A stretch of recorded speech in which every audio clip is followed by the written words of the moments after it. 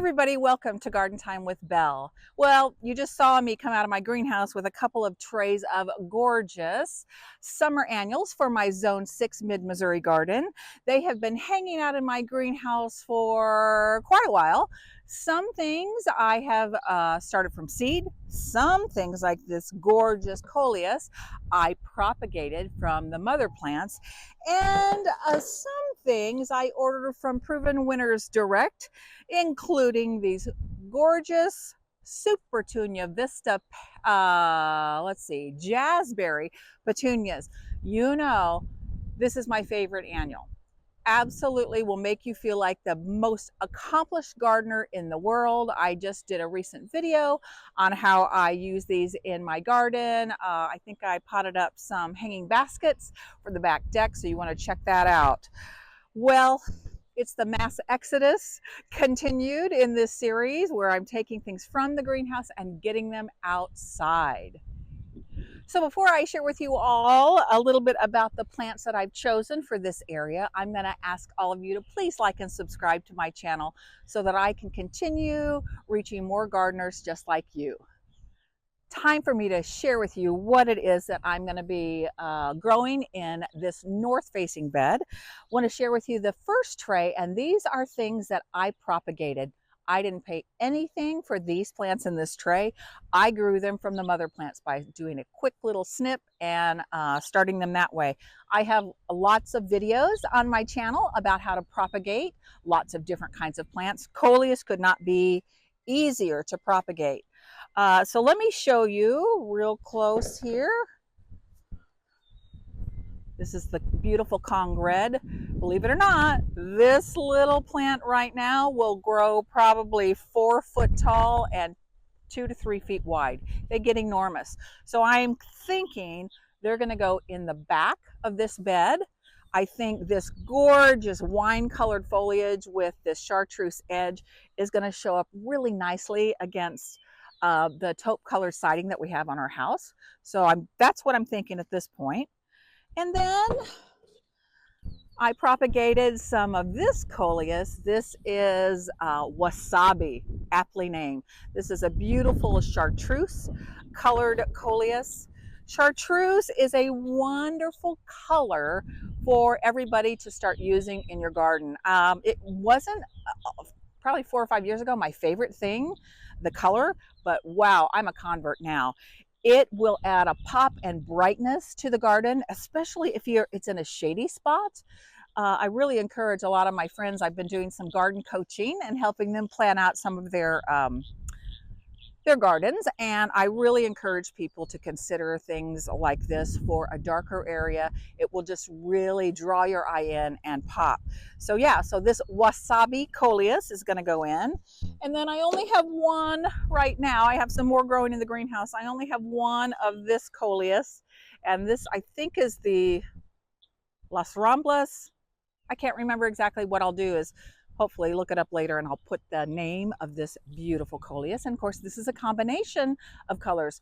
Plenty of chartreuse, but lots of deep veining in pink and that gorgeous wine-colored, I don't know, burgundy, magenta, whatever you want to call it. So that's going to go in as well. And then the other tray of plants that I want to share with you are plants that I purchased. And I purchased several of my all-time favorite flowering annuals from Proven Winners Direct. I purchased some Super Petunias, and in this case, actually, these are my beloved Super Petunia Vista series in the color Jazzberry. So it's a beautiful kind of a pinky purple color. What is amazing, and it even says award winner, and it is an award-winning plant because this 1 4-inch pot, this one plant will grow in the landscape, especially when you're putting it in the ground. I've grown them here before, and they'll get 3 foot wide in diameter easily and about 1 foot tall. So let me just double check on what it says. Height 12 to 24 inches tall. I don't ever get 2 feet tall, but anyhow. But in terms of spread, yeah, 3 foot easily. So they're going to be a nice little, they're going to border the front right here. There'll be a nice little short trio of gorgeous, bam, pops of color. So if you only grow one flowering annual this year, whether you grow it in a pot, container, hanging basket, or in the landscape, I cannot recommend these plants strongly enough. They're going to make you feel like the best master gardener ever because they're so easy to grow and so worth it. And finally, I'm going to grow one of my favorites, and that would be the sweet potato vine. And let me tell you a little bit about this one. I picked this up actually at a local nursery. This is Ipomoea, or sweet potato vine. Margarita, love it. I love food. I actually love cooking. I used to have a cooking website with recipes. So whenever they name plants after food or drinks, margarita, wasabi, I'm all for it. So anyhow, the interesting thing about my decision this year with this Ipomoea, or sweet potato vine, is I'm going to use it as a ground cover. I only have two, and I bought two strategically because I have three little lime punch hydrangeas over here, which you'll see in a minute when I back the camera up. And I'm going to put one in between them. And so the idea is it's going to become a ground cover because if you look at the specs, it's supposed to get a foot tall and 8-foot spread. So the idea is I want it to spread all over the ground where you don't even see the mulch later in the season. Again, here we go with chartreuse. Chartreuse paired with dark green things really pops. That contrast is lovely. It brings your eye in. They just perform for me really, really well. So yeah, so maybe if you all like sweet potato vine, you'll consider using it as a ground cover in your garden as well. You know, I told you how windy it is out here, but you know, when you have wind, you have stuff flying around in the air, including dust, dirt, and pollen. And so you'll probably see me wiping my eyes today as I get this garden project done. All right, I'm going to back the camera up.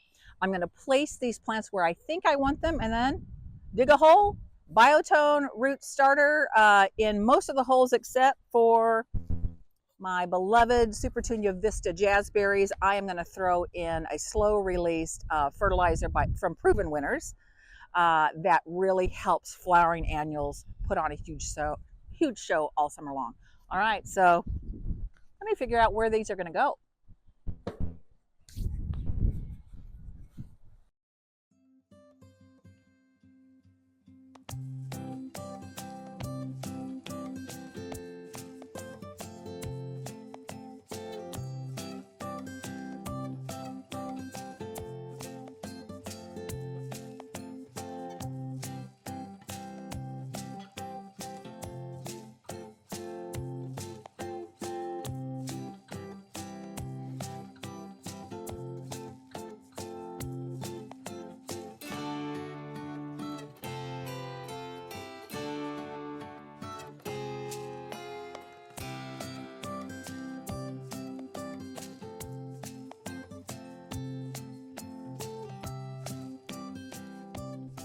I'm going to start over here with the sweet potato vine as a ground cover. I'm going to get those in.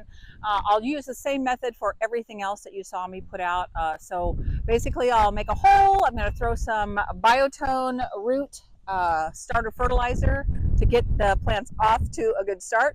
Hold on to my hat as the wind is pounding us today. Let's see, what else? Oh, after I get them planted, I'm going to top dress around each of the new plants some organic compost. This is my Espoma Land and Sea Gourmet Compost. Those of you that watch my videos know here in mid-Missouri, we struggle with heavy clay soil, especially the closer up you get to your homes. The yuckier that soil can tend to be because when they build a house, they pack all the yucky soil up close to the house to protect the foundation and get it nice and sturdy, which is a good thing for your house, not so good for plants. So I want to amend the soil with compost whenever I have an opportunity because over the years, it's going to just improve my soil and make my plants a lot healthier. So yeah, I think I'm gonna stop talking and giving you all the deets, and I'm just gonna get to digging some holes and getting these plants in the ground.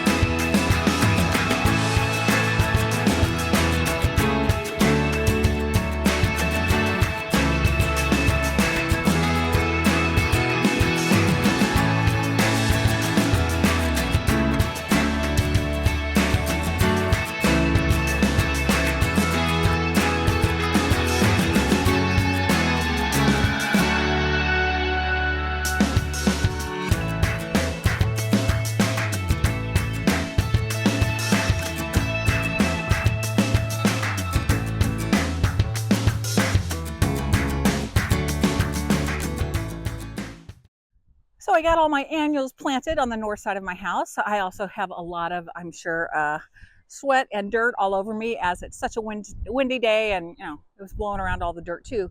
I'm going to turn the camera around and give you a close-up of where they ended up, and to tell you a little bit about the shrubs and perennials they're going to be growing nearby. This is where my Ipomea or sweet potato vine Margarita is going to grow in as a ground cover. And I mentioned to you that I chose to place it right in between these three little lime punch hydrangeas. I put these little lime punch hydrangeas in about 3 years ago, I think. I'll try to find a picture of them in bloom on the screen, but they are a magnificent shrub. If you have never grown little lime punch, it is a wonderful, wonderful shrub. What's so great about it is it's more on the petite size. So 3 foot tall and wide, 3 to 4 foot tall and wide is the average. But what is spectacular is once the flowers start blooming, they first come out as chartreuse, then they turn to a cream, then a white, then a soft pink, then a deep, deep purple punch, a pinky punch in the fall. So, I mean, if you can find a shrub that produces flowers that change throughout the season, oh, winner, winner. Some of you saw this beautiful new boxwood spiral. It's a Green Mountain boxwood that we put in, and you probably saw in another video of mine, I didn't plant these today, but the lamium that I purchased that I'm hoping it's supposed to get huge like the Ipomea, and so I'm hoping that lamium fills this in and acts as a ground cover. All right, let's move over here. So what I didn't share with you is this is a stilbe. So I have 4 stilbe here. They're not blooming yet. The ones in the very back are starting to bloom. And then behind them, the Kong Red Coleus, which is going to get enormous. It will probably grow above this little electrical box and fill in that back. And then in the front, I place the Wasabi Coleus. And did you see what happened to this little sweetie? I think I captured it on camera. I managed to snap it off. But I went ahead and planted the can with the roots, and I'm going to propagate directly into the soil because I stripped off some of the leaves and I just plunked that down in the hole. And so I'll take you back here in a week or so when I do my garden tours, and I'll make sure I follow up and let you know if this takes off or not, or if I need to replace it. So let's move up to the top tier where I place the Kong Red Coleus in the back and the Jazzberry Supertunias in the front. So here they are, my Kong Red right in the back. Remember, they're going to get 3 to 4 foot tall easily and about 3 foot wide. So this entire area behind these gorgeous hostas and the Brunnera will be so beautiful. You just have to use your imagination. If you know how these plants grow, it will fill in the back. It'll be a lovely contrast to my Mr. Mikawa Yatsubusa dwarf Japanese maple that's only in its 2nd summer. And then, of course, my beloved favorite annual of all time, the Supertunia Vista Petunia series. And I chose Jazzberry right here, and they are spaced far apart for a good reason, because if you've ever grown these like I have, you know that they get 3 to 4 feet wide and spread. So this will be a nice little drift here towards the front of that border, and I could not be happier with how today's project finished out. Well, I'm feeling pretty darn good about how this bed has gotten planted in. I'm excited about the potential of infusing some color and some interesting ground covers, and certainly in the back of this north-facing bed, having that Kong Red Coleus really show off for the rest of the summer season. So I really thank you all so much for hanging out with me today. A couple of things. Everything in here is on drip irrigation. I don't know if you noticed that early in the video. And actually, when I was planting and digging the holes, the soil is fairly moist already. I am going to do a tiny bit of watering in just to settle the soil around all of these different annuals so that they get off to a good start. But otherwise, I'm done for the day. And so now it's time for other adventures in the garden. And as always, I want to wish you happy gardening.